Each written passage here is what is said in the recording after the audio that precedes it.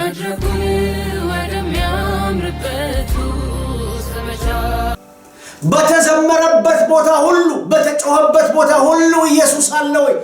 የለም። ይሄንን ኢየሱስ በመሰለኝ ከኔ ጋር ያለ ይመስለኝ ነበር። አንድ ቀን ከኔ ጋር የተጓዘ ይመስለኝ ነበር። ሁለት ቀን ከኔ ጋር የተጓዘኝ ይመስለኝ ነበር። ሶስተኛ ቀን ይመስለኝ ነበር። ስለዚህ ዞር ሲል ነገሩ ሙላቱ ሲመጣ ቀኑ እየረዘመ ሲመጣ እየጨለመ ሲመጣ የቀኑ ብርሃን እየጠፋ ሲመጣ አሁን ኢየሱስ ታሰባቸው የለም። ለካ ጉዟቸው ሁሉ ያለ ኢየሱስ ነበር። መንገዳቸው ሁሉ ያለ ኢየሱስ ነበር። አለ ብለው እርግጠኛ የሆኑት ኢየሱስ አሁን የለም። እርግጠኛ ሆነው የተራመዷቸው እርምጃዎቻቸው ሁሉ አሁን ባዶ ነው። በዓሉንም የኢየሱስም ከነሱ ጋር መምጣት ደስ አሰኝቷቸው ይሄዱ የነበሩት ነገር ሁሉ አሁን ወደ ሐዘን፣ ወደ ጭንቀት፣ ወደ ማይገባ ዋጋ መክፈል ተቀይሯል። የዚህ ዘመን ፈተናዎች ናቸው። በዚህ ዘመን ቋንቋ ግለጥ ብባል ይሄንን ቃል ከአንድ በሶሻል ሚዲያ ውስጥ ከዩቲዩብ ወደ ቲክቶክ፣ ከቲክቶክ ወደ ፌስቡክ፣ ከፌስቡክ እንዲሁም ሌሎች በሶሻል ሚዲያ ውስጥ በገመቱበት ቦታ ሁሉ ኢየሱስ አለ ብለው በሚሉት ኢየሱስን ሊሰጧቸው ሊነግሯቸው በሚችሉ ቦታዎች በገመቷቸው ቦታዎች በዚህ እናገኛለን ብለው እርግጠኛ በሆኑበት ቦታ ማርያምና ዮሴፍ እንደፈለጉት በዚህ ዘመን ዛሬ ኢየሱስ እየተፈለገ ያለው ሶሻል ሚዲያ ውስጥ የለም።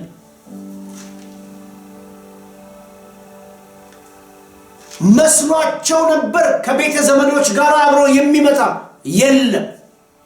ሁለተኛ ቀን ደረሰ። ሁለቱንም ቀን ሲፈልጉ የፈለጉትን ኢየሱስን አላገኙትም። ከንቱ ባዶ የሆነ ጉዞ። መጽሐፍ ቅዱሳችን ሲነገር ሶስተኛው ቀን ላይ ወደ ኢየሩሳሌም ተመለሱ ይላል። ወደ ኢየሩሳሌም ተመልሰው ኢየሱስን መፈለግ ጀመሩ። ወደ ንጉሱ ከተማ በዓሉ ወደ ተከበረበት በዓሉን ወደ አከበሩበት የመጨረሻው ተስፋ እሱ ነው። የመጨረሻው ተስፋ ወደ ኢየሩሳሌም መመለስ ነው። የመጨረሻው ተስፋ ወደዚህ ከተማ መመለስ ነው። የመጨረሻው ተስፋ የሰው ነገር መጀመሪያ ወደ ሆነው መመለስ ነው። ስለዚህ ማርያምና ዮሴፍ ወደ መጀመሪያው በዓሉን ወደ አከበሩበት መቅደሱ ወዳለበት ከልጃቸው ጋር አብረው ወደ ነበሩበት ያ ቦታ የልጃቸው መነሻም መጨረሻም ነው። ወደዛ ሄዱ ይላል። ስንቶቻችን እርግጠኞች ነን ለምንራመደው እርምጃ? እየተጓዝን ያለነው ከሱ ጋር ነው ወይንስ ያለሱ ነው?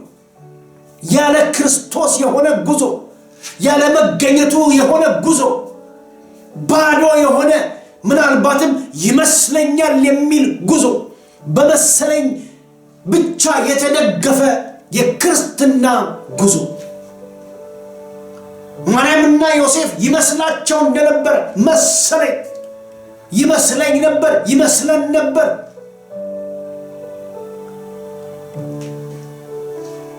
ባዶ ያለ ኢየሱስ ያለ ጌታ ጉዞ ወደ ኢየሩሳሌም እንደተመለሱ መጽሐፍ ቅዱስ በዚህ በሉቃስ ወንጌል ምዕራፍ 2:41 ጀምሮ ይነግረናል።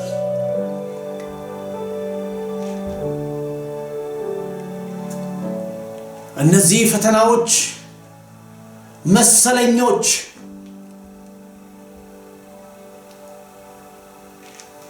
ለሐዋርያትም ፈተናዎች ነበሩ። እነዚህ መሰለኞች ለብሉይ ኪዳን ለብዙ ሰዎች ፈተናዎች ነበሩ። ሐዋርያው ጳውሎስ ክርስቲያኖችን ማሳደድ ትክክል እንደሆነ ይመስለው ነበር። ለሕግ መሞት፣ ሕግን ማስከበር ትክክል እንደሆነ ይመስለው ነበር።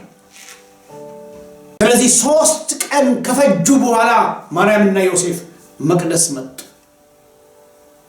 በመቅደስም አገኙት ይላል። እግዚአብሔር ከሚገኝበት ስፍራ ውጪ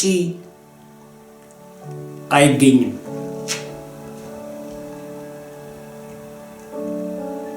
ይህንን ብላቴና ቁጭ ብሎ በዛ ስፍራ ላይ ጥያቄ ሲጠይቅ ሲመልስ እንዳገኙት መጽሐፍ ቅዱስ ይነግረናል።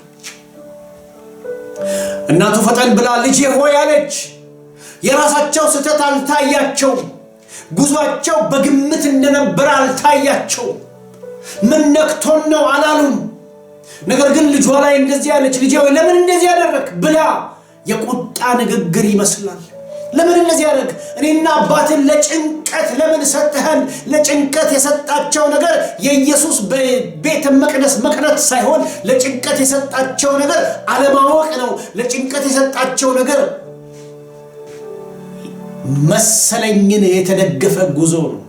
በመሰለኝ የተጓዙት ጉዞ ነው።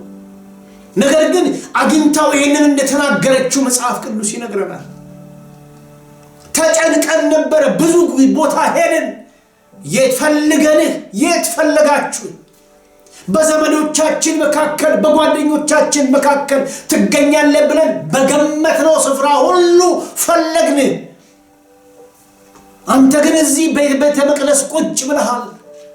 ጭንቀት ይዟቸው ጭንቀታቸውን ያጋሩት ጀመር። ለምን ፈለጋችሁ? መልሱ ይሄ ነበር። ለምን ፈለጋችሁ? የት ፈለጋችሁ? በጊዜ ነቅተን መመለስ እንዲሆንልን፣ ጊዜው ሳይረዝም፣ ጊዜው ሳይሄድ፣ ጊዜው ሳይርቅ በጊዜ መመለስ፣ ወደ እውነት መመለስ፣ ወደ ኢየሱስ መመለስ፣ ወደ ጌታ መመለስ፣ ወደ መቅደሱ መመለስ፣ ወደ እውነቱ መመለስ፣ ወደ ቃሉ መመለስ። ማርያምና ዮሴፍ ያደረጉት እሱ ተመለሱ። ጌታን እጅግ አድርገን እናመሰግናለን። ያለ ጌታ የተጓዙት ያለማወቅና የመሰለኝ ውጤት አላስፈላጊ ዋጋ አስከፍሏቸዋል። መሰለኝ የተጓዙት ጉዞ ረጅሙን መንገድ እንዲመጡ አድርጓቸዋል። በማይገኝበት ቦታ ሁሉ እንዲፈልጉ አድርጓቸዋል። መሰለኞቻቸው የማይገባ ቦታ ወስዷቸዋል። መሰለኝ ብለው ያሉት እርግጠኛ ያደረጋቸው ቦታ ላይ ሄደው ኢየሱስን ሲፈልጉ አላገኙት። ለሕይወት ጉዞ ትልቁ አደጋ መንፈሳዊ ዓለም ላይ መሰለኝ ነው፣ ይመስለኛል ነው። ኢየሱስ ከኔ ጋር እንዳለ ይመስለኛል፣ አምላክ ከኔ ጋር እንዳለ ይመስለኛል።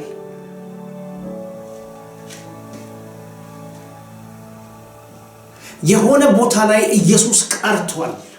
የሆነ ቦታ ላይ ኢየሱስ የለም።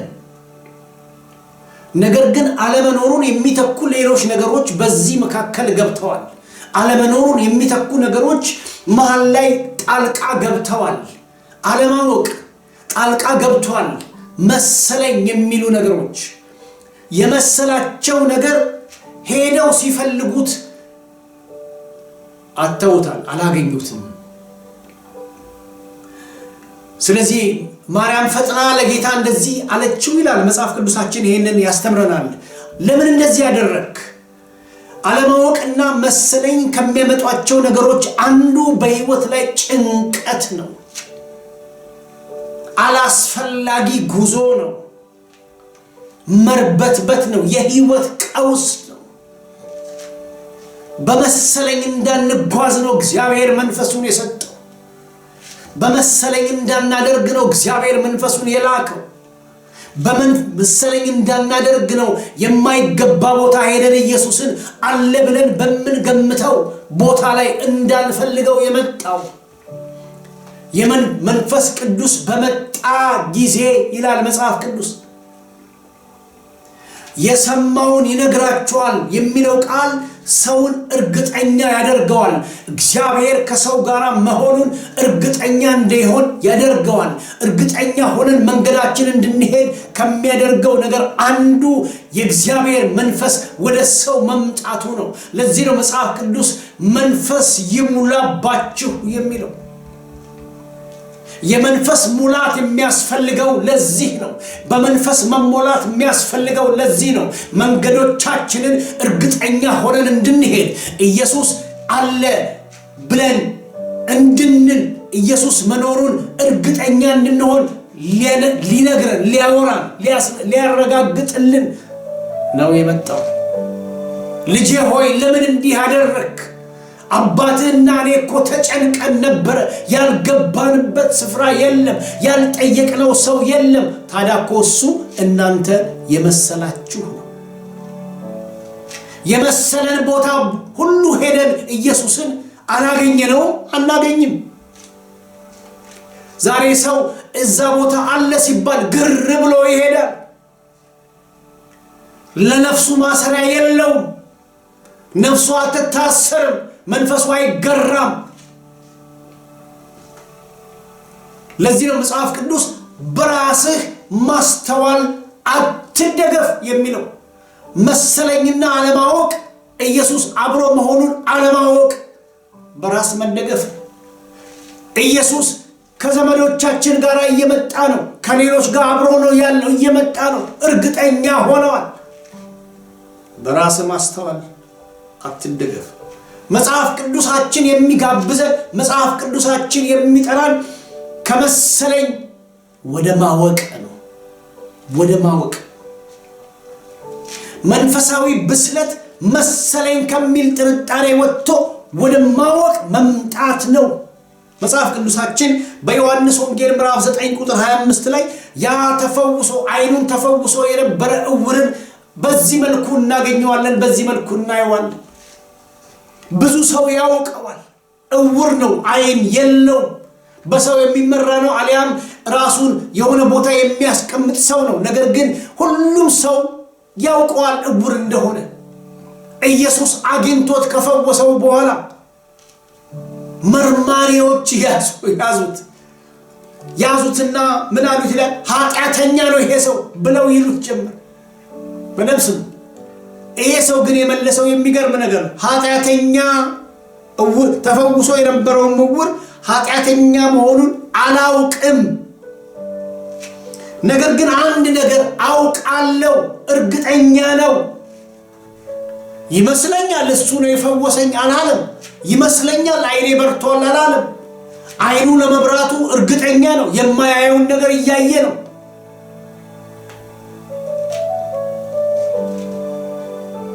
ዕውር ነበርኩ፣ አሁን ግን አያለሁ። እሱ እንደፈወሰኝ አውቃለሁ።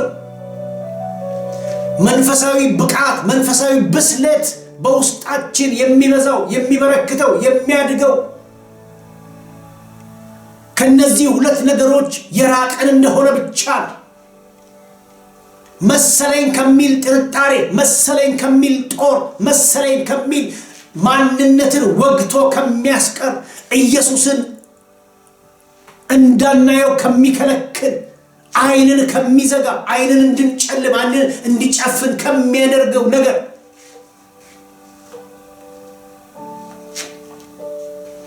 መንፈሳዊ ሕይወት በግምት ሳይሆን በግል ተሞክሮም እንኳን የምንሄደው አይደለም።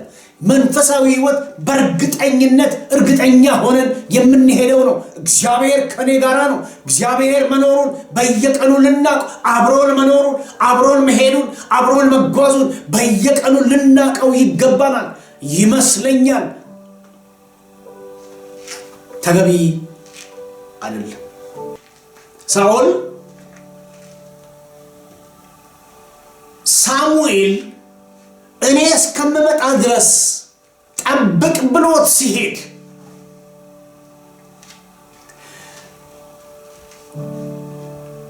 ያለውን ማድረግ ነበረበት።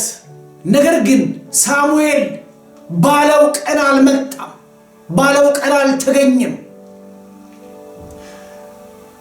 በሌላው ደግሞ መንገድ ጠላቶች እየቀረቡ መጥተዋል።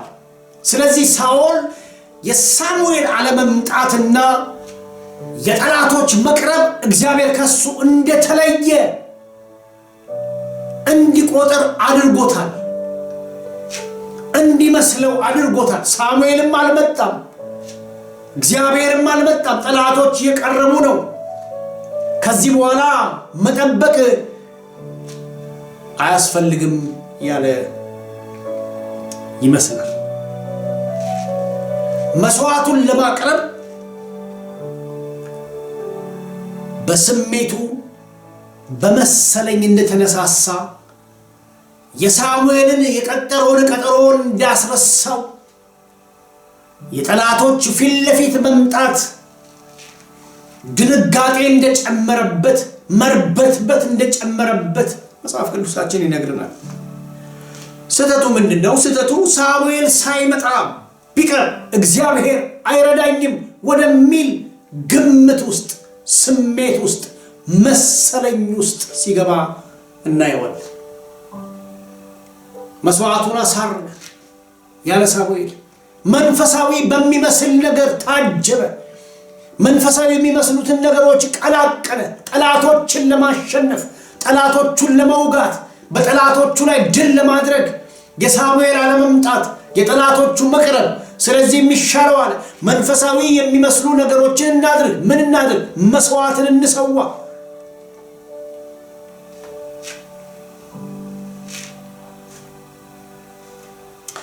በዚሁ በአንደኛ ሳሙኤል ምዕራፍ 13 ከቁጥር 12 እስከ 13 ላይ ሳኦል ተገደድኩኝ ብሎ ለሳሙኤል ይመልስለታል። አንተ ስላልመጣ ጠላቶች ስለቀረቡ መስዋዕትን ለመሰዋት ተገደድኩ። ስሜቱን ነው የነገረው፣ የመሰለውን ነው የነገረው። በሳኦል ላይ ይህ ይመስላቸው ነበረ ተብሎ በጌታ እናት በማርያምና በዮሴፍ ላይ የተነገረው ቃል በሳኦል ላይ ካመጣው ነገር አንዱ ንግስናውን አሳጥቶታል። ንግስናው ከሱ ርቋል። በመሰለው ነገር ባደረገው መስሎት ባደረገው ነገር ንግስናውን አጥቷል። ሁለተኛ ሳምሶንን ብትመለከቱ እንደዚሁ ነው።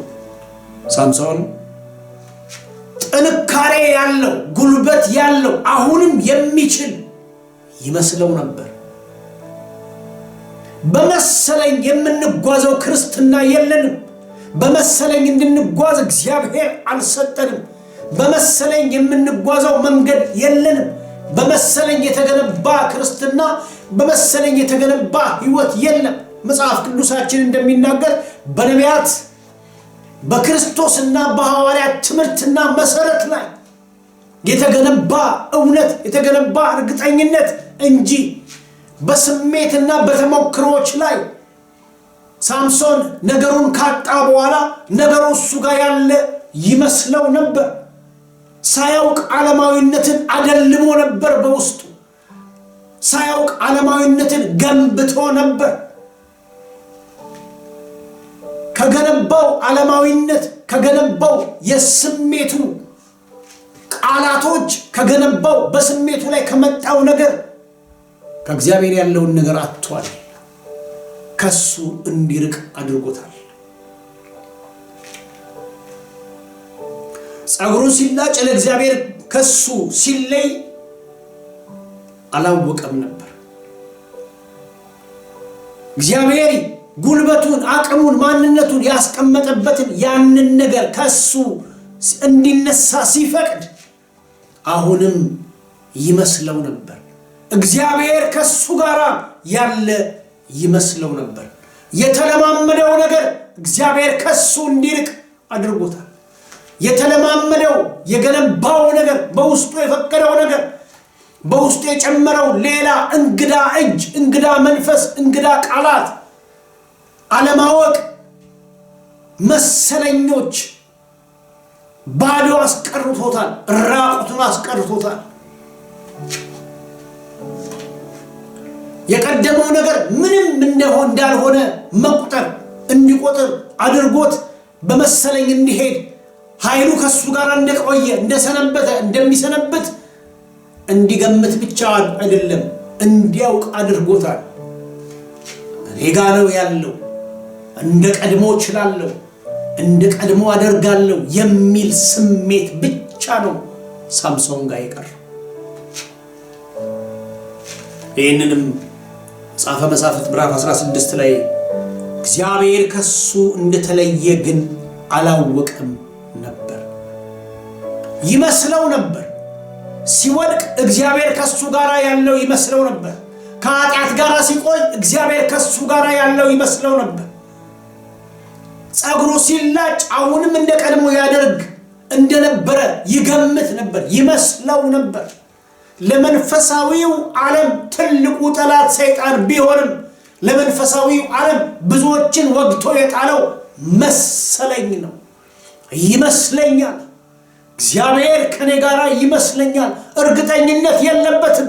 እግዚአብሔር እንደራቀ ከምታውቁት መንገድ አንዱ ይመስለኛል በሚል ቃል የተገነባው ክርስትና ነው።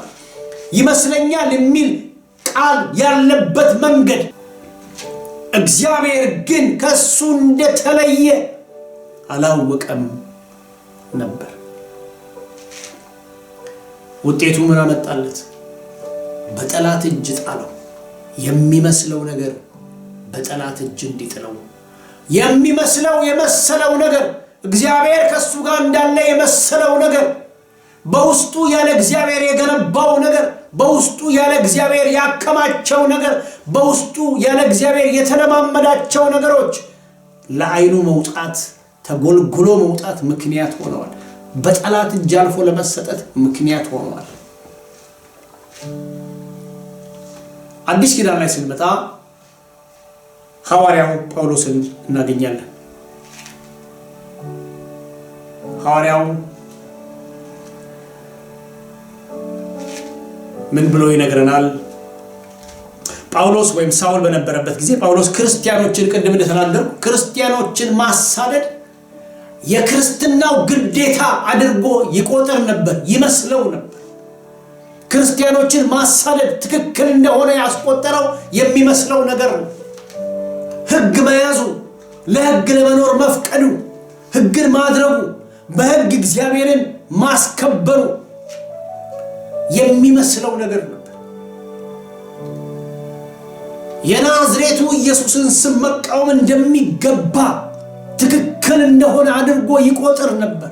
ይገባኛል ብሎ የናዝሬቱ ኢየሱስን መቃወም ይገባኛል ብሎ የመሰለውን ነገር ሲያደርግ ቆይቷል። እስከምን ድረስ? እግዚአብሔር እስከሚገለጥ ድረስ፣ እግዚአብሔር እስከሚያገኘው ድረስ፣ እስከ ደማስቆ ድረስ። ሐዋርያ ሥራ ምዕራፍ 2 ምዕራፍ 26 ቁጥር 9 ላይ እንደዚህ ብሎ ሐዋርያ ጳውሎስ ይናገራል። የናዝሬቱ ኢየሱስን ስም የሚቃወም ብዙ ነገር አደርግ ዘንድ የሚገባኝ መስሎኝ ነበር።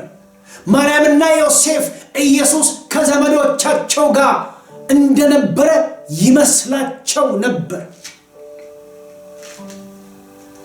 እግዚአብሔር እንደዘገየ፣ ሳሙኤል እንደዘገየ፣ እግዚአብሔር እንዳልመጣ፣ በጠላቶቹ እጅ አልፎ ሊሰጥ እንደሆነ ይመስለው ነበረ ሳኦል። ሳምሶን ዓለማዊነትን ካደለበ በኋላ ከዓለማዊነት ጋር ከኖረ በኋላ እግዚአብሔር ከሱ ጋር ያለ ይመስለው ነበር፣ ይመስለኝ ነበር። በመሰለኝ የተገነባ መንፈሳዊ ሕይወት ለመንኮታኮት ምክንያት ነው መሰለኝ። ስለዚህ ሐዋርያው ምን አለ? የናዝሬቱ ኢየሱስን ስም የሚቃወም ብዙ ነገር በሆነ ወቅት ላይ ጌታ ከማግኘቱ በፊት የሕግ ሰው ነው፣ ፈሪሳዊ ነው፣ በገማልያል እግር ስር ቁጭ ብሎ የተማረ ነው፣ ጠንቅቆ የሚያውቅ ነው፣ ያለ ነቀፋ የነበረ ሰው ነው፣ ከዕብራዊም ዕብራዊ ነኝ ያለ ሰው ነው። ግን በመሰለኝ የተራመደባቸውን ጊዜያቶች ለትምህርታችን ዛሬ ይጽፋል። ይመስለኝ ነበር ክርስቲያኖችን ማሳደድ ኢየሱስን ማሳደድ እንደሆነ ኢየሱስን ማሳደድ ክርስቲያኖችን ማሳደድ እንደሆነ የገባው ጌታ ከተገለጠለት በኋላ ነው። እንደነዚህ አይነት የሚመስሉ ነገሮች በጣም ብዙ ነገሮች ጌታን ከማግኘቱ በፊት በመሰለኝ የተራመደ ሰው እንደነበረ ሐዋርያ ጳውሎስ ራሱ ይነግረናል። በመሰለኝ ነበር ይህንን መንፈሳዊ ነገር ያደርግ ነበረው። ለሃይማኖቱ ይሞት የነበረው ለሃይማኖቱ ይጋደል የነበረው በመሰለኝ ነበር። ዛሬ መንፈሳዊ ዓለሙንም ያጣበበው ሶሻል ሚዲያውን ያጣበበው እሱ ነው። ይህ የመሰለው ነገር የት ወሰደው ብለን ካል ደማስቆ ብቻ ነው ያደረሰው። አቆሙ። ደማስቆ ላይ አንድ ብርሃን መጣ። በመሰለኝ እንዳይመላለስ፣ በመሰለኝ እንዳይሄድ፣ በመሰለኝ እንዳያደርግ፣ ክርስቲያኖችን እንዳያሳድድ ኢየሱስ ራሱ ይቋቋመው ጀመር። ለምን ታሳድደኛለህ? በመሰለኝ ተነሳስተ ለምን ልታሳድድ ወደድክ? ማን አንተ? እኔ ኢየሱስ ነኝ አለ። በመሰለኝ ያሳደድከኝ እኔ ኢየሱስ ነኝ። እግዚአብሔር ከጳውሎስ ላይ የቆረጠለት ነገር እዚህ ቦታ ላይ ጌታን እንዲያገኝ ብቻ ሳይሆን ሸክምን ማሸከም ብቻ ሳይሆን መሰለኝ የሚለውን መንፈስ ነው የሰበረለት። በስሜቱ ላይ የገነነ ያስቸገረውን በስሜቱ እንዳይሄድ ነው እግዚአብሔር ያደረገለት፣ ኢየሱስ ያደረገለት እሱ። መጽሐፍ ቅዱሳችን ለዚህ መፍትሄ አድርጎ የሚሰጠን በምሳሌ ምዕራፍ 3 ቁጥር 5 እስከ 6 ያለውን ቃል በፍጹም ልብህ በእግዚአብሔር ምን በል ታመን፣ በራስ ማስተዋል አትደገፍ። የማርያምና የዮሴፍ በራሳቸው ማስተዋል የነበረው ኢየሱስ ከሌሎች ሰዎች ጋር እየመጣ ነው የሚል ስሜት ለመንገዳቸው እርግጠኛ ያደረጋቸው አይምሯቸው ላይ ምናባቸው ላይ የመጣው ሐሳብ ነው። የሚመስላቸው ነገር እንደ እውነት ተቀብለውታል፣ ቆጥረውታል። አንድም እርምጃ ወደ ኋላ ዞር ብለው እንዳይመለከቱ አድርጓቸዋል። ጉዟቸውን ያለ ኢየሱስ እንዲጓዙ አድርጓቸዋል። በፍጹም ልብ በእግዚአብሔር ታመን፣ በስሜት ላይ እንዳትታመን፣ በመሰለኝ እንዳትጓዝ፣ በመሰለኝ እንዳትሄድ፣ በራስ ማስተዋል አይምሮ በሚያመጣው ነገር ማለት ነው። ስለዚህ በማርያምና በዮሴፍ ላይ የነበረው በዮናስ ላይ ነበር፣ በራሱ ማስተዋል ተደግፏል። በሐዋርያው ጳውሎስ ላይ ነበር፣ በሳምሶን ላይ ነበር። በእነዚህ ሰዎች ታሪክ ላይ ተደጋግሞ የምናገኘው ነገር ይመስላቸው ነበር። ለማርያምና ለዮሴፍ እግዚአብሔር ልጅ ኢየሱስ ክርስቶስ ወይም ልጃቸው የ12 ዓመት ልጅ አሁን እነሱ ጋር የነበረ ይመስላቸው ነበር። መሰለኝ የሚለው ቃል የመንፈሳዊው ዓለም አጥቂ ነው። ብዙ ክርስቲያኖች የሚጠቁት በዚህ ነው። ኢየሱስ በዛ ያለ ይመስላቸዋል። ሐዋርያው የተናገረውን አንዳንድ ነገሮችን አስቼ ልናገር። ሐዋርያው ይህንን ቃል ሲናገር እንደዚህ የሚመስሉ ብዙ ነገሮች አደርግ ነበረ፣ መስሎኝ አደርግ ነበር የሚለው የቅንነት ስህተቶች ናቸው። ቅንነት ግን ዕውቀት የሌለበት ነገሩ ቅን ሐሳብ ነው። በቅንነት የተነሳ ነው፣ ግን ዕውቀት የለበት። ከዚህ የተነሳ ነው የሚያሳድድ የነበረው። ዕውቀት ያጣ ቅንነት ነው፣ ዕውቀት የሌለው ቅንነት ነው። መጽሐፍ ቅዱሳችን በሮሜ ምዕራፍ 10 ቁጥር 2 ላይ ጳውሎስ ስለ ወገኖቹ እንኳን ሲናገር እንደዚህ ብሎ እናገኛለን። በእውቀት አይሁን እንጂ ለእግዚአብሔር ቅናት እንዳላቸው እመሰክርላቸዋለሁና። አይሁዳውያን ይመስላቸዋል፣ ቅንነት አላቸው፣ ይቃወማሉ፣ አይቀበሉም። ቅንነታቸው ዕውቀት የሌለው ነው ብሎ ጳውሎስ ይነግረናል። እሱ ደግሞ የከፋ ነው። የተጠራ ነው ከመሰለኝ ወደ መገለጥ እንድንመጣ ነው። ጌታ ይመስገን። መነሻችን የነበረው የሉቃስ ወንጌል ምዕራፍ 2 ቁጥር 41 ጀምሮ ያለው የዮሴፍ የማርያምና የጌታችን ኢየሱስ ክርስቶስ ታሪክ ነው።